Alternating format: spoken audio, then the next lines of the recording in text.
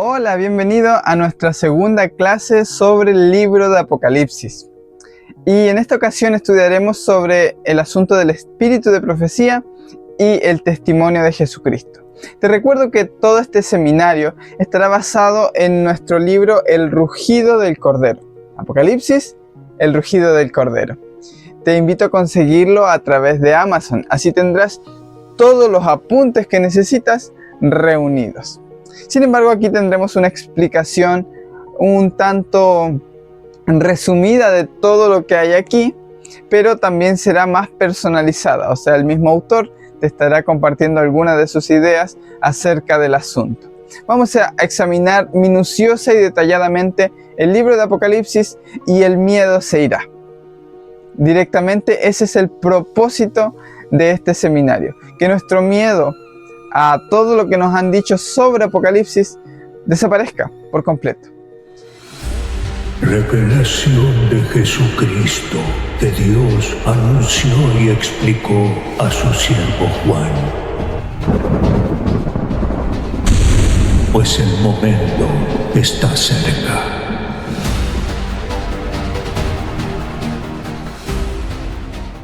Hay muchas denominaciones que hablan acerca del espíritu de profecía, incluyendo sobre todo las que tienen un profeta en su iglesia.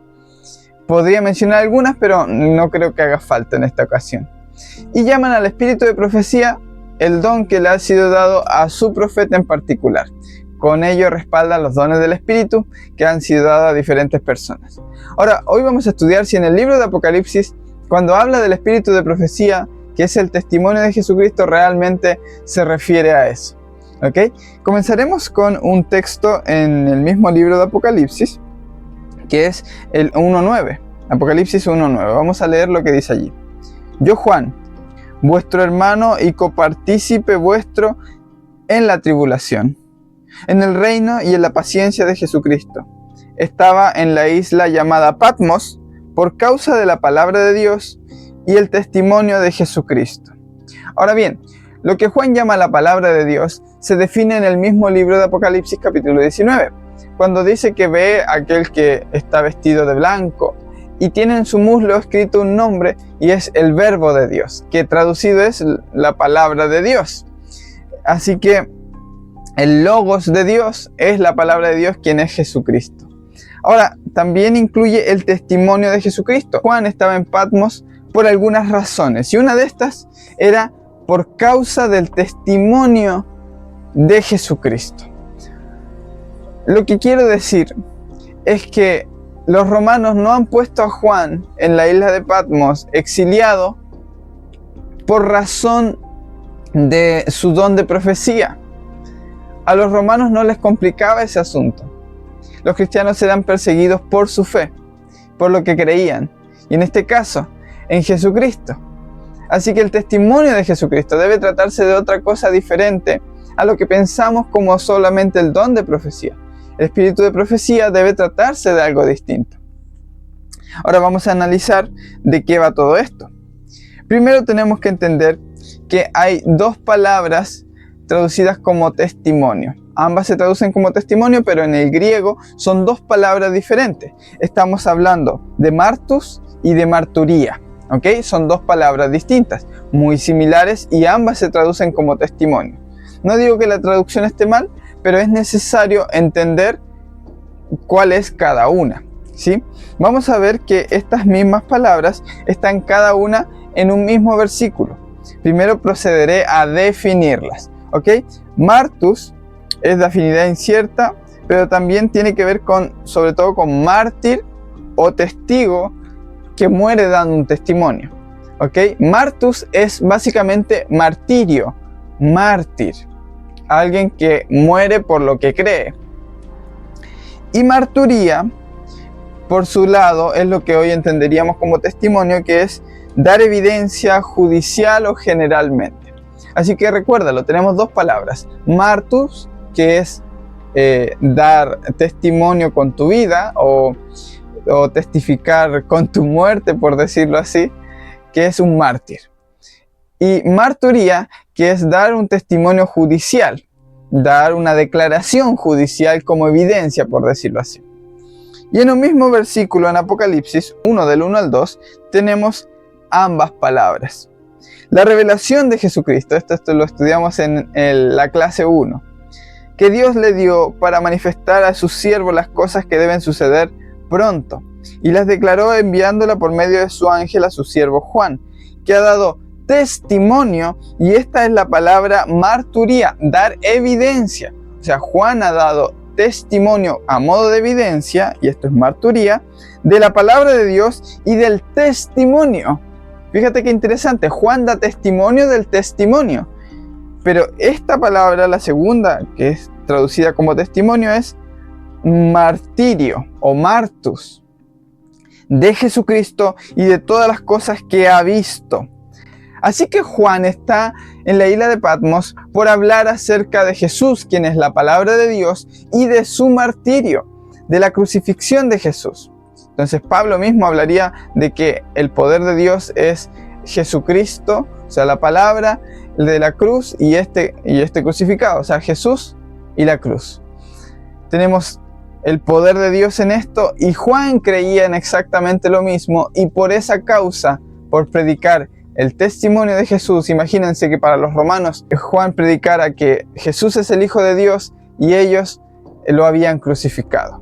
O sea que el Imperio Romano había sido responsable de crucificar al Hijo de Dios. Era directamente contra el gobierno romano esto. Así que Juan da testimonio, da una declaración, una evidencia, un manifiesto del testimonio que es el martirio de Jesucristo. ¿Se va entendiendo? Lo podemos entender al estudiar las palabras griegas que ya mencionamos. Ok, habiendo quedado claro eso, vamos a proceder a entender de qué se trata el espíritu de profecía, que la Biblia lo define como el mismo testimonio de Jesucristo. ¿Ok?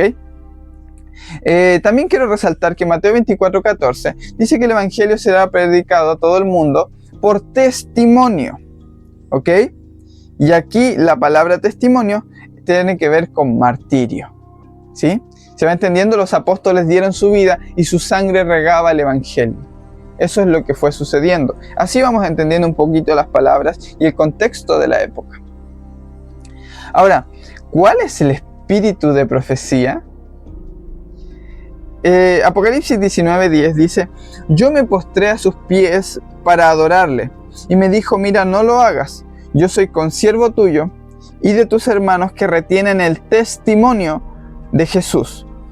Adora a Dios, porque el testimonio de Jesús es el espíritu de la profecía. Ahora, la palabra espíritu es neuma, pero neuma tiene diferentes acepciones. Es traducido como el Espíritu Santo, es traducido como nuestro espíritu, es traducido como en espíritu y en verdad, cosas así. Es traducido de diferentes formas, tiene diferentes acepciones, y según el contexto, el diccionario Strong nos dará una definición según su gramática o su estructura morfológica. También será otra definición de la palabra neuma. ¿Ok? Así como martus y marturía tienen la misma raíz, pero su significado cambia dependiendo de su estructura morfológica, por decirlo así, o gramatical.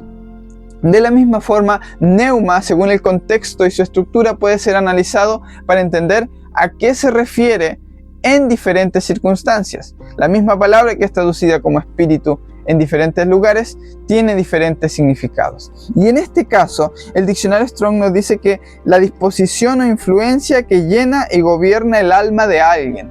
De eso va espíritu en este contexto. La fuente eficiente de cualquier poder, afecto, emoción, deseo, tal como caracteriza la profecía por la cual se gobiernan los profetas. Es decir, cuando habla del espíritu de la profecía, no dice del espíritu de profecía, como muchos lo han querido hablar o traducir. Es el espíritu de la profecía, específicamente la profecía que está dando Juan. Y es el espíritu de los profetas, lo medular, lo central, lo básico, lo estructural, es la columna vertebral por la cual se mueven todos los profetas. Es el ánimo, la emoción. Cuando tú dices, que alguien viene a una fiesta y viene con un espíritu apagado, pero en otro momento dirás que tal persona es el alma o el espíritu de la fiesta. Es con el ánimo que viene, con la intención. Esa sería la traducción. O sea, el testimonio de Jesús es la intención de la profecía. O sea, la intención de esta profecía, la de Juan, la de Apocalipsis y la de todos los profetas, es hablar acerca del martirio de Jesucristo. ¿Ven cómo se va desenredando el asunto? El espíritu de la Navidad. ¿Ok?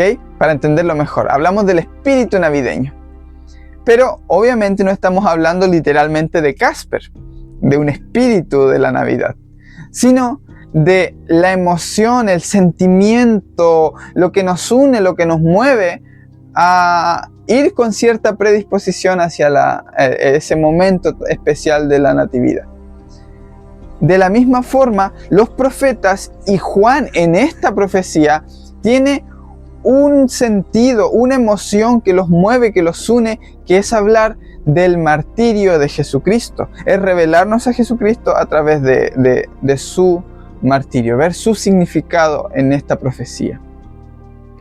Entonces, vamos a ver cómo esto se presenta en otros textos que incluye a todos los profetas.